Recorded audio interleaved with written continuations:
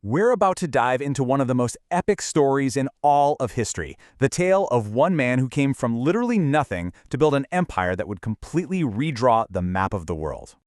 But let's start with a question that sounds, well, kind of crazy.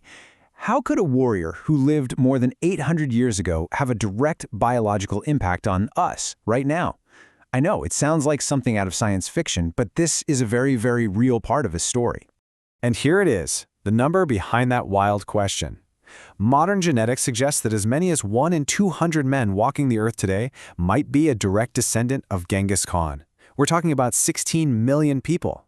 So that just begs the question, who was this guy whose legacy isn't just in history books but might actually be in our own genes? To figure that out, we have to go all the way back to the beginning. Before he was the great Khan, before the empire, he was just a boy born into a world that was beyond harsh. His name was Temujin, and you gotta understand, he wasn't born a prince, not even close.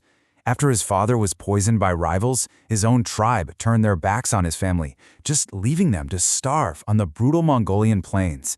He was a total outcast, forced to survive on pure grit and willpower. And just look at this transformation. I mean, it is absolutely mind-blowing. He goes from being an outcast to a unifier, from an impoverished kid on the run for his life to a powerful emperor and conqueror. This wasn't just, a promotion. This was a complete reinvention of his destiny, a destiny forged in the absolute fire of survival. So how on earth did he do it, right? How does that outcast boy even begin to climb out of that hole? Well, this is the part of the story where Temujin, the survivor, becomes Genghis Khan, the leader. He starts making alliances, showing off this incredible military mind and doing something nobody, and I mean nobody, thought was possible. In the year 1206, at a huge assembly of all the tribes, he's given the title Genghis Khan, the universal ruler.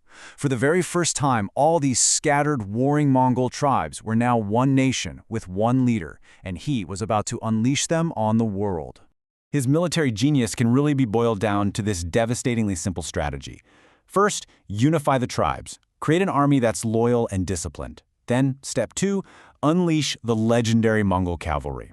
These warriors were masters of the horse. They could ride for days on end and fire arrows from the saddle with pinpoint accuracy. And that gave them the third, and maybe most important, piece of the puzzle: speed. Just unmatched speed. So, with a unified people and this revolutionary army, the Mongol storm was officially ready to break. And the conquests that came next were on a scale and at a speed that the world had simply never seen before. The pace of his expansion was just staggering. He's named Khan in 1206. Less than 10 years later, his armies take what is now Beijing. Just 6 years after that, they've blown all the way across Central Asia and into Persia. His empire was literally expanding faster than news of its arrival could travel. And the end result of all this? The Mongol Empire became the largest single land empire in the entire history of the world. Period. It stretched from the Pacific Ocean all the way to Eastern Europe, connecting parts of the world that had never really known the other existed. But the story doesn't just end with conquest.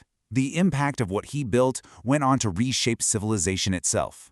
It left behind this legacy that, believe it or not, we can still feel today. His empire basically connected east and west like never before, creating this enormous free trade zone. Under Mongol protection, trade routes like the famous Silk Road thrived. Goods, technology, ideas, they all started flowing between continents.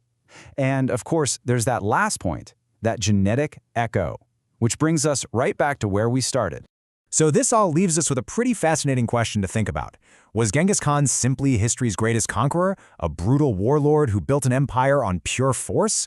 Or, by uniting so much of the world, did he accidentally become its greatest connector, paving the way for the modern world we know? The answer, just like the man himself, is incredibly complex.